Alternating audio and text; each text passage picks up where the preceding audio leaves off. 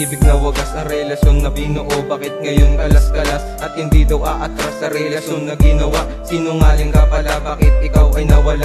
Nagsumpaan pa naman tayong dalawa sa Panginoon. Ang maganda na pag-ibig, bakit pumangit ngayon? At hindi daw matatapos hanggang sa ating pagtanda. Nawala na ang pangarap at hindi na nagtangka. Naibigin ka muli at isipin ka muli, at titigan kang mabuti kahit nato'y sandali. Yan ay aking pinangako at aking tinandaan, at ayoko din isipin ang ating nakaraan. Dahil nagkaroon ng galit ang puso ko na tahimik. Pag naiisip ko to parang tinutusok ng tinik. At hindi na ko nangarap na bumalik ka pa, dahil ayoko na sa'yo kasi sinungaling ka.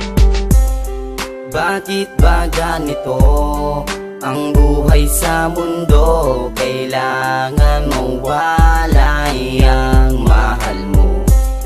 Gawin man ang lahat ay di rin sasapat. Pagluha ng puso ang bunga ng pag-ibig at pagmamahalan ng pinilit mabuo. Ngunit bakit relasyon ay tuluyan na tuyo? Ginawa naman ang lahat para lang sa'yo sinta, ngunit sa'yong damdamin ay may ibang nagdidikta. Sana yung maramdaman na may nagmamahal sa'yo, nakahandang maging karamay sa kalungkutan mo. Matarik o matinik ay wala nang ahadlang. Ang saktan ng puso ko sa akin ay ayos lang. Basta't para sa'yo mahal, kaya kong magpakababa. Kahit na lumuhod o mapaiyak sa lupa, ganito ba talaga ang buhay sa mundo? Kailangan ba na mawala ang babae na mahal mo? Kahit ibuhos ang lahat ang atensyon pagtingin, kung ang iyong bokabularyo di kita mamahalin. Ng kapalaran nga naman ay sadyang mapaglaro. Magmahal ka man ng tunay, sa kanya'y balat kayo.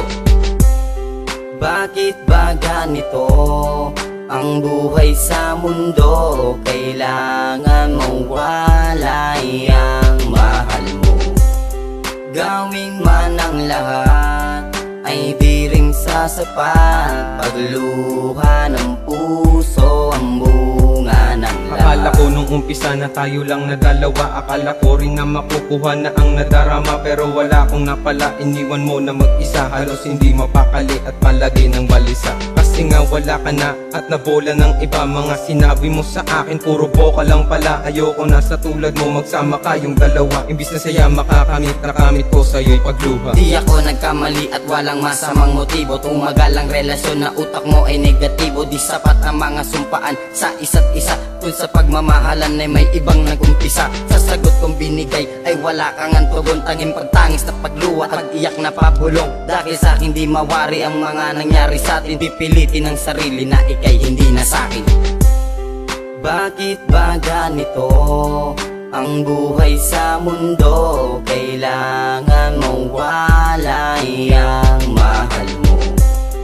Gawin man ang lahat ay di rin sasapat. Pagluha ng puso ang